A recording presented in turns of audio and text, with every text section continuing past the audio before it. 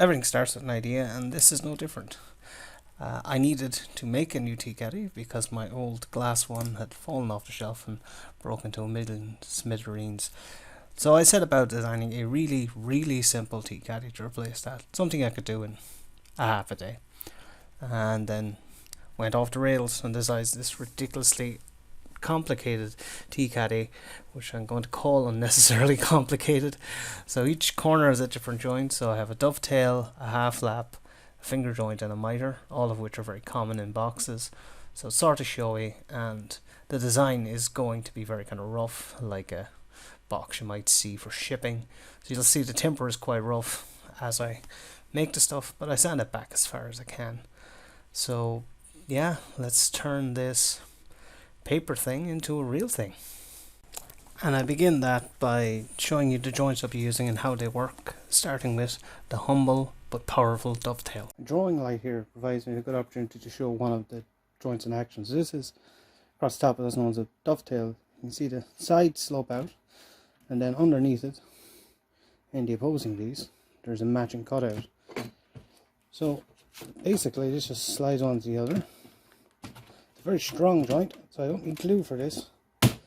Just get a little tap, and the slopes of this matches the cut in this, and it gives a really good, like, I'm trying to bend that and flex it and get very little out of it. And this whole setup is on loose dovetails. I take it apart, put it back together. This whole top just comes up, I slide it in, and I can hide it away. A finger joint operates on a similar basis, only the sides are actually at 90 degrees. But so it doesn't give you this locking ability, so a finger joint has to be glued. But from a production point of view, they're a lot easier to do. So they're far more common if you buy a cheap box made of wood somewhere. That's the more common joint you're going to see. Right, okay. So the first thing to do with these is to mark my face side and my face edge. So I already squared these on the thicknesser, and I've double checked and fettled them. So I may have said this before, the face side and face edge works of a little man. So your face side gets his legs, your face edge gets his head. And every dimension, every line we strike comes from the face side or the face edge. So there's a lot of sanding still to be done. I fucked that up. It doesn't really matter if you do it backwards, as long as you have the reference points. So on the four corners here we have our four different joints. So we'll have our dovetail, our finger joint, our miter, and our lapped half lap joint. So I'll just do a little demonstration to show you those three.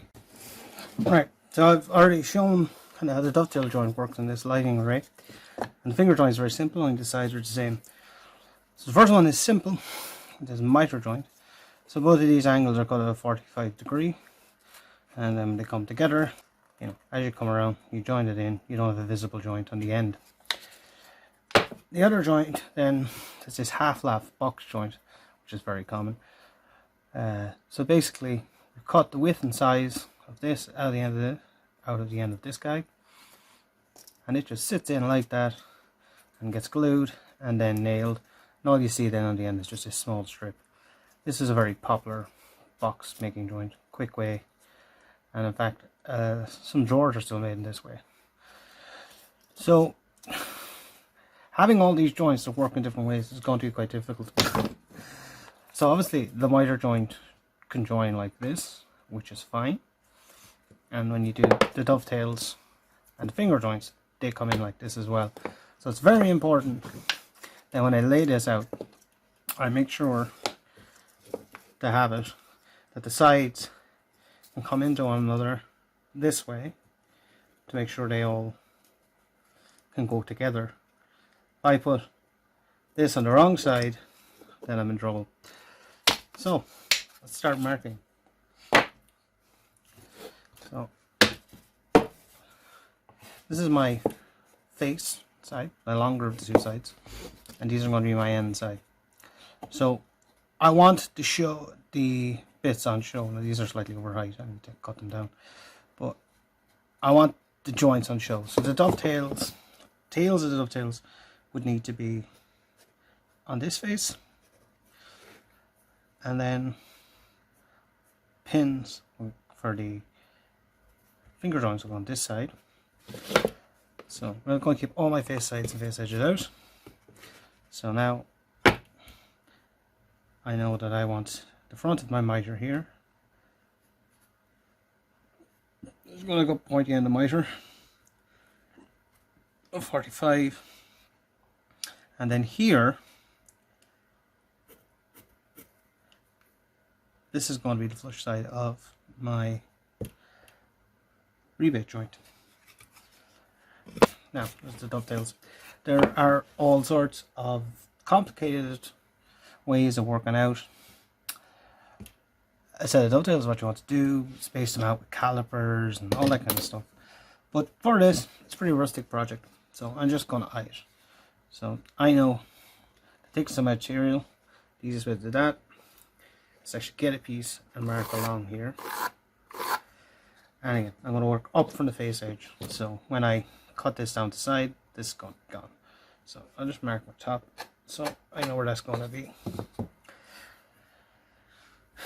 And I also know then I have a 6mm base going in. I don't want the cut to come through, so that's going to be up 12 from the bottom. So just mark my 12.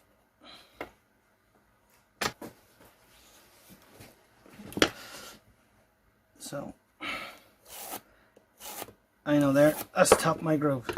So I don't want to pin on this, because if I have a pin on this, what will happen is as I cut through, I'll end up with a void like that. You don't want that on show. So I'm not going to have a pin that comes past this point. So I'm just going to say, on top of my pin, I'll come pretty close. So I'm going to have 5mm. And these are very handy. These are dovetail markers. Take a lot of the guesswork out. So on softwoods, this is deal. So when you softwood, you want to go for the steeper angle. So 1:5 or 1:6. I like 1:5. And then on hardwood, you go with less steep angle. So you know, here's this 1:7 or 1:8.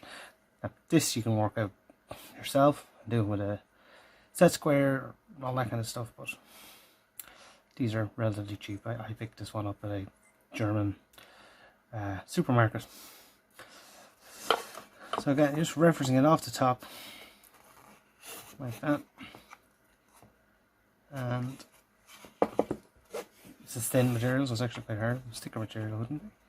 So I'm going to line up, make sure I'm nice and square, put my thumb over it as I'm trying to show you. So first I guess I'm going to be a little bit clever. Just going to put these up on a few pieces. So again, we're going with the outside, which is 1:8, and I want my pin to splay out this way. So I'm just going to pull this back and reference it, and then mark that. So here I'm working at my spacing, and basically you want to make sure you get that trapezoidal shape and cut it out. I will eventually do a longer form video that kind of goes into more detail here, but just for the sake of this, I'll touch on the main points. So what you want to do is, as I say, create those little trapezoid, just teeth or tails, marking very carefully the area you want to remove, because that is the area that will be left to be cut out of the other piece. You transfer over your lines, again referencing from the face side and face edge, making sure that you have the exact same on both sides as it's shown, marking away all the waste, and then once you have that done, cut everything with a nice clean line with a marking knife or a scalpel, so we have a reference for our chisel and our saw when we eventually go to cut all these out. So I've just checked the square, and now I'm marking across the top down the faces with my knife. So I've switched over to a scalpel here. Scalpel is great for this kind of work because it's fine. You can get it up against the edge of the metal marking gauge. This is much handier when I have these cut out for marking the matching piece in the other face. A scalpel is great for just getting in, marking along. You'll see that later on. And the finger joints are exactly the same, only they have straight sides. So I do that. So I'm going with the same spacing that I've gone here. It looks okay. So I have 15, 20, 15, 20, 15, 20, 15, 20. That works out fine. So with the fact that these are meant to be square edges, you're not going to be using this guy. So the mark on this is just a square. And a square, I never advocate getting really expensive tools, because generally it's not necessary, whatever you're doing. But a good square is a good purchase. So if you're buying a square, go into wherever you're going and bring a little plastic square that you've had for tech drawing or whatever. Those are as close to 90 as something you're going to get off the rack. And just test the square you're going to buy and make sure it's square. Which means that this angle between here and here, the angle in there is 90 exactly. Because on cheaper ones they can be way off. And trust me, makes your life a nightmare. They're square, they're square. Whereas it's not square, it's an off square. So I'm just going to repeat the same process as I did for the dovetails. So I'll just transfer my lines across the top, down the back, bring around my line for where my base is going to be, cut and mark, and then cut them out and mark the piece in this side off of that. So I'll go like that. I'll be cutting pieces out of that to go in there, and same thing this one. So I won't bore you by doing more marking because it's more of the same, but I will bring you back and show you cutting these and marking these, and that'll be easy. So for the 45 I don't really need to show you. All I'm going to do here is cut a 45 on the chop saw, and obviously make sure that the distances here stay consistent with the distances up here. And with the rebate, what I will do is up to a certain point it'll be the same. So I'm just going to use this. That gives me my thickness. That's a little bit off. And then rather than scoring the line the whole way across, I'll go down here and leave a few millimeters to act as my front. And I'm going to score that, cut that with a handsaw. So for that I'm going to need a marking wrench.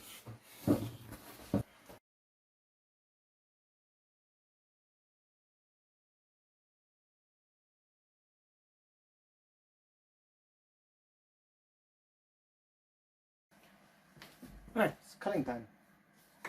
So for most of these joints, what you want is a horizontal clamp that'll hold it in a vertical position. I have a nice ancient cast iron vise. This from the 50s maybe. But I like this. I like a little bit of elevation. I made this little bench for myself. But you don't need anything like that. The same effect can be created by just getting a board and putting 2 screws in it into the apron of your whatever bench you're using. So I like having a comfortable height. That's why I made this little bench specifically for this. Gives me a little elevation and get it nice and sturdy. When you're cutting joints like this, you want a fine tooth. So this one's a gent saw, dovetail saw. So this is a fine tooth, so it's not going to tear out too much. If you can use a regular handsaw, but you can see there the amount of teeth that's in that. Even the fine one I have behind compared to this guy. So the finer the teeth, obviously the slower it'll cut, but the better the finish is. Particularly with dovetails, and more so now with the finger joints. This face being as perfect as possible off the saw is the best, because it's quite hard to get it right with chisels and such. Now, if you don't, you don't have to go out and buy fancy saws. You can get a similar tooth count on a regular hacksaw. And you know it'll do it. Just keep an eye on it. This is a nice little junior hacksaw I have. So we've cut our lines here, which created a sharp point to start on. Now a good tip is take a chisel and cut towards, on the waist side, towards that line.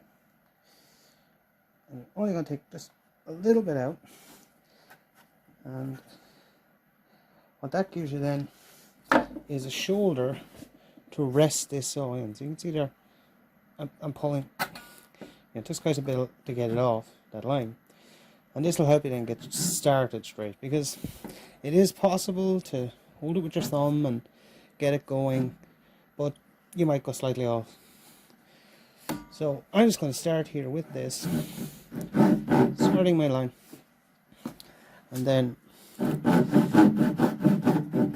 keeping it straight at the top, I'm going to start coming down the line on the face. So the idea being, if you get two faces right in two directions, provided you're letting the saw do the work, it'll cut straight on the other side. But as you're cutting, check.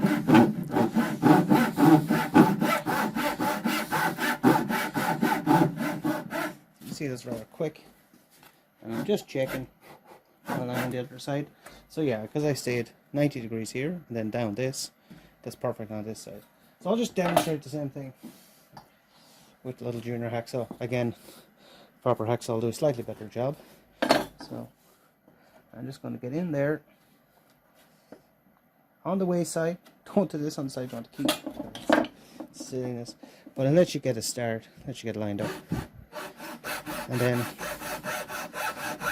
just letting the saw do the work. And that's the important thing with sawing. If you force these are obviously very flexible. See how much flex is in that. And if you force the saw, it'll go its own way. So you're just being careful, following the two lines, cutting it over a 45 degree angle, and then straighten up. And as you get through, then down to the line, you're going to stop and check both sides. You don't want to go under the line at any point because you have a dirty little line. But that's the basic principle of that. So I'm just going to continue doing this for the rest of them, and then I'll come back to you with how we get this dirty piece out.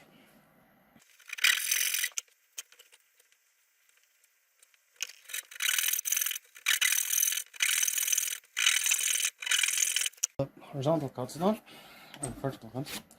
And don't worry if you go a little bit off the line. You can see here I went a little bit straight here. We're going to match what comes out of the other piece to this. So as long as the two match, you'll never really see. So now to get rid of the slaggy bits. So the first slaggy bit is going to be the ends. The ends are relatively simple. Doing the same thing, making your shoulder cut, and then that's a little bit lower. Go down.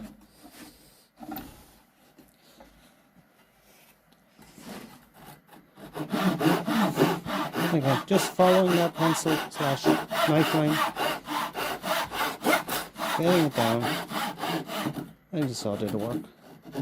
That's that end done.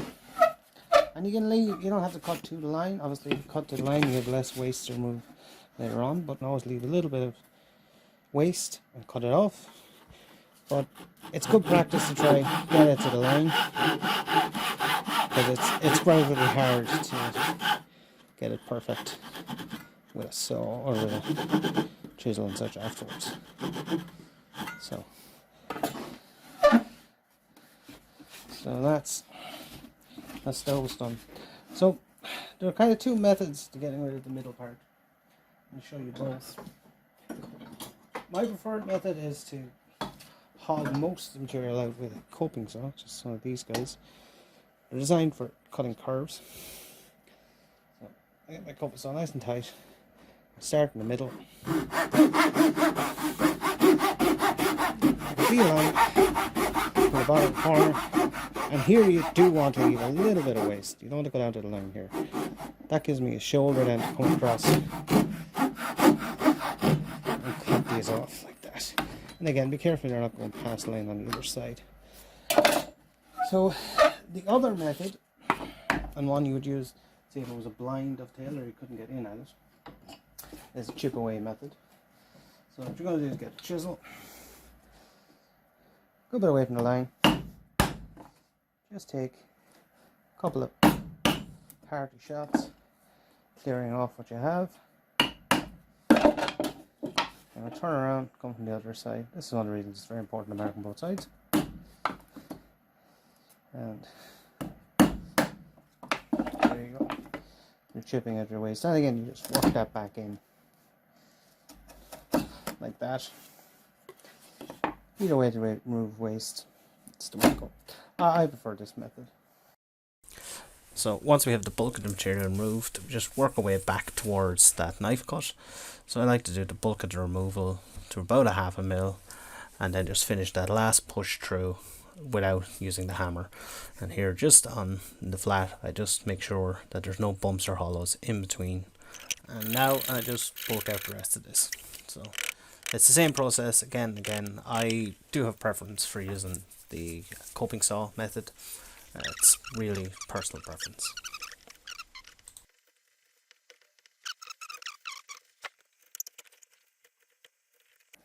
First 1,000 or so of these that you do, they will be pretty funky. So, you know, take it easy on yourself. It's very difficult to get this bang on right at any time. So practice, you know, perfect practice makes perfect.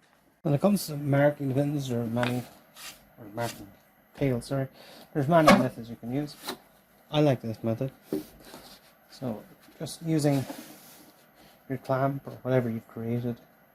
Again, like I said, this can just be on the side of an old kitchen table.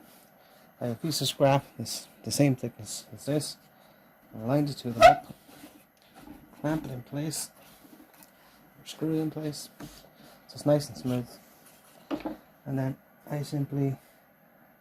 like to just line them up like that, one on the other, and hold it in place. You get your scalpel blade, your adapter, and just use it to follow that line. Again, you're not putting huge amount of pressure. It's a series of shallow cuts. So it's very important to mark your waste. So I'm going to go straight into cutting out the pins. The finger joints are exactly the same process, so I think it's time for some music.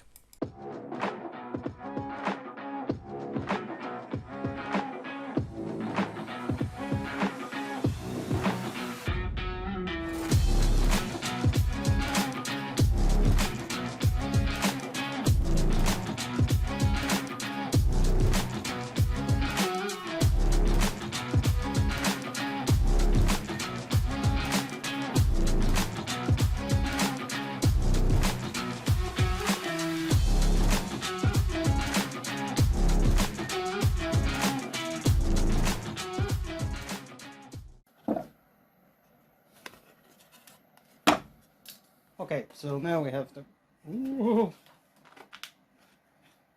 not glued yet. So you have the dovetails and the finger joints done. So let's like do our half lap.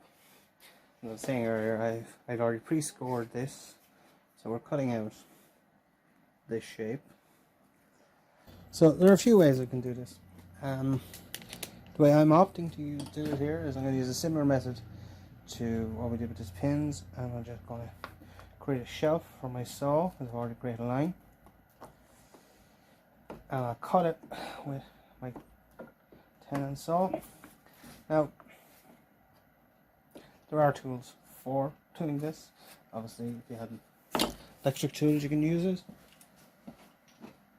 or if you have one of these, which is a standing number 76 plough plane, but I am missing my scoring blade on that, so it doesn't really do great on cross grain. But pick one up if you can get them. So same general idea, mark my shelf, I cut it with my 10-inch saw in both directions, and then just finish it off with a small shoulder plane. So after a little bit of fettling, and the nail goes in there, that's going to be perfect. And she's pretty tight on the inside too. A little bit of jib out there, wasn't worried about that. So that leaves us with the last in this fun game, miters. So simple, yet so impossibly flipping hard. So basically, a miter, as I showed earlier, is when two 45-degree cuts match at a 90-degree angle, because a lot of surface are, yeah, 245s match to give a 90-degree angle. So because a lot of surface for glue, whatever, but so little tolerance for anything going wrong. So there are a few ways you can do a 45. I'm probably going to opt for using my chop saw, which I can dial in at 45. You can get a cutting block, similar to what I made here, with a 45-degree angle cut into it. You put your piece against it and you cut in your 45. Most hand saws will have an inbuilt 45 in the handle, so you hold it like that, back the saw straight, mark along it, and that gives you 45. Or you can just use a simple 45-degree set square. Mark it and cut it carefully.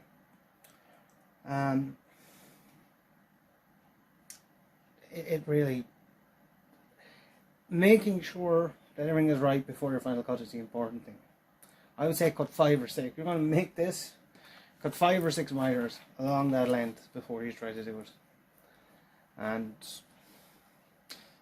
I won't even go into compound miters. I've already lost my hair. I don't need to lose my sanity. So I'll save you the chop saw noises here.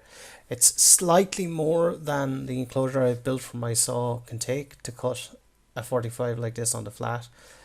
So I just have it cocked off to one side. So when I'm cutting these, I'm sneaking up on my lines, taking small amounts so I can get the perfect length and the perfect match. I've done samples to check that the 45 is correct.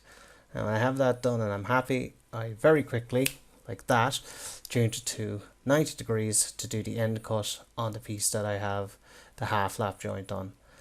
And very important when you're doing this kind of stuff is to have a saw with as many teeth as you can, because it gives a nice clean cut off the saw. It doesn't have a lot of breakout.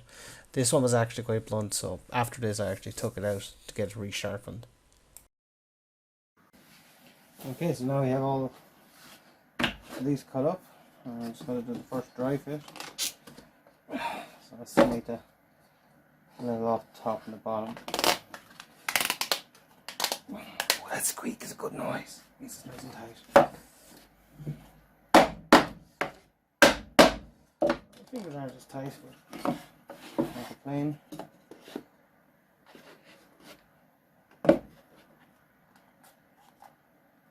I mean, a little bit more in the very corner there, but it looks good enough. It doesn't work to me.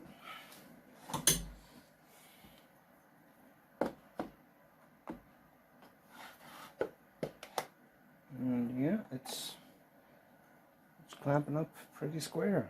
So next step is to take the saw back apart again. Square up all my faces, make them nice and presentable, and then put a groove along the bottom here to receive our 6mm base. I'm just using a piece of 6mm, just a piece of regular 6mm ply to make the base. And I have that all done. I'll start working on my top and I'll fit the top to the finished inside dimensions. So now the time has come to put the groove in the base of these, and for that I'm going to use this baby here. So this is actually a small table saw that I made myself because I couldn't find anything in the form factor I want. It's made with a small circular saw mounted to the underside here, and I have wired it so that it has an on-off for safety. Perfect for my bench, just sits there, perfect for this kind of job. Putting in little base grooves and cutting slips. So I did this for all 4 sides, but I have to stop on sides where I don't want the cut to be shown. Okay, so on these stock rebates or rabbits, if you're American, we need to cut a clearance for where our bottom is going to come past where it's grooved into the other sides. So I have a 5mm groove here. Luckily I kept my line on the inside. So this is a very simple little job. I'm just going to score across here. And that's where I'm going to drop my chisel. maybe with a little bit on it. I'm sorry, I'll just take this off the cutting block. It's a former base. So that's where the base is going to come to. So we're just going to very simple chip cut here. So, doesn't have to be pretty, never going to be seen. So cut your down, then use it. Run your blade along the flat area you have. It should get you within the ballpark of straight. So it's just down a little more. And just be as gentle as you can get away with, really. You're very close to the edge here. You don't have much meat to play with. So I'm just running it along the rest of the groove from behind where the curve starts. And chipping it up. That's our stop groove, and it can't be seen from the outside. So now we come to everyone's favorite part of a project, sanding and assembly. So I really wish I could do it this fast in real life. But anyway, here's some music.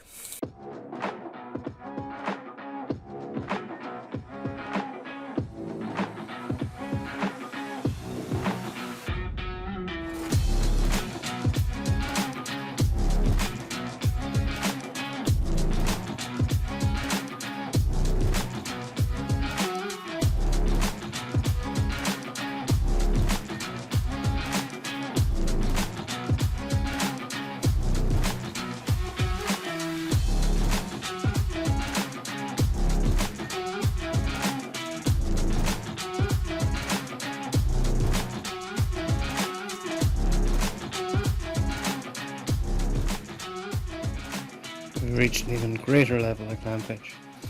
So for that one tiny box I have 1, 2, 3, 4, 5, 6, 7. 7 clamps.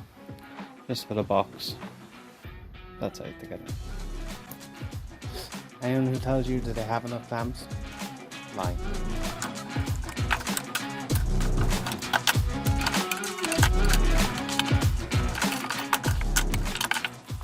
So this is my top. I've taken this piece of what I've used that has a little bit of veiny edge to give an effect, and I've just sanded down the edges here off camera to kind of create that same scoop out.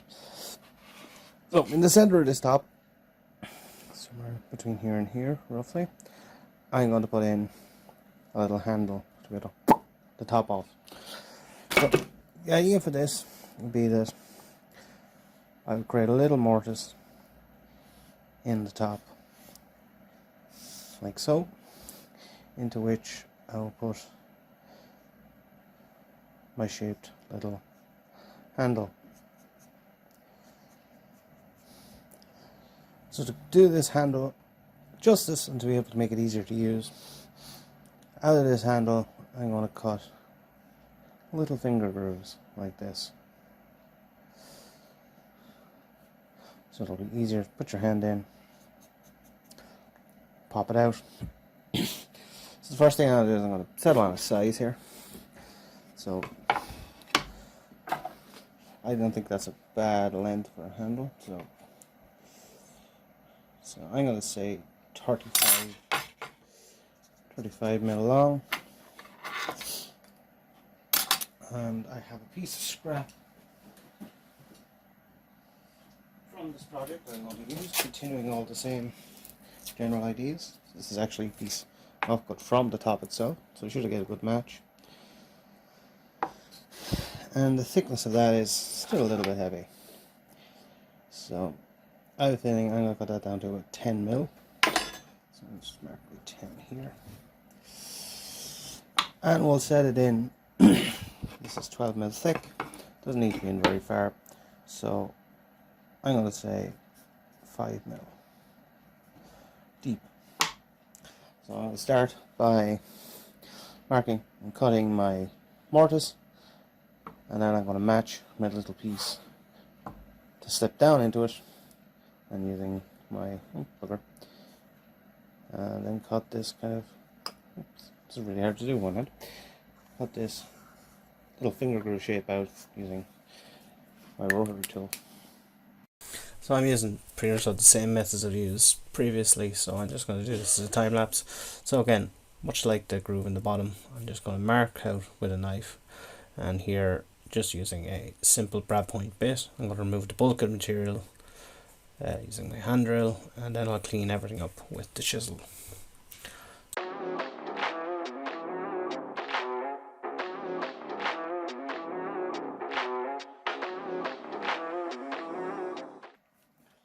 So, to seat the lid in here, what I'm going to do is, to match the bottom, I'm just use a piece of this ply that'll fit tightly inside this, that I'll then affix to the top proper. So, this is a very simple job really, but I'm just going to mark up my width here, and cut that shape.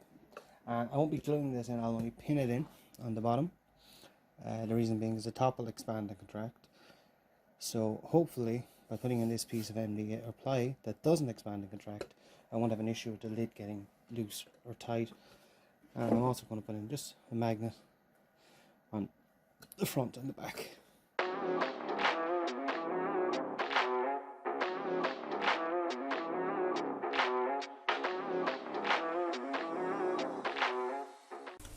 So for this, as I said to start, I wanted a kind of a crate effect. So I've just printed off this tea in a font that I think works for a crate. And I have double-sided tape stuck to the back of this, so I'll be able to stick these on as a template and then spray over it with the OCD hair product, which is actually just matte black paint. And just for reference, this is at 50 times speed. It took a really long time to do this. So once I have it glued down and everything as secure to the top as I can, I cover everything that's not getting covered in black spray paint, and then apply a few quick coats to let everything dry. So when everything is dry, now I've unwrapped my Christmas present. This time to apply finish. Now because this is going to have tea bags in it, I'm going for a food safe finish, which in this case is just sunflower oil. So when you're using a natural oil, you need to leave it 24 to 48 hours to soak in and then reapply. And I'd leave this for a few days before I put any tea bags in it, just to make sure the tea bags don't suck up the excess oil. So once I'm happy that the oil is dry, I'll just put some kitchen towel inside to make sure nothing's going to pick up on it, and it's time to put this baby to use. I mean, overall I'm quite happy with it. I think the jointing came out really nice. The mixture of joints kind of gives a unique effect, and it suits with the style of my kitchen. But you know, let me know what you think in the comments. It serves its purpose, and now I think I'm going to drink some tea.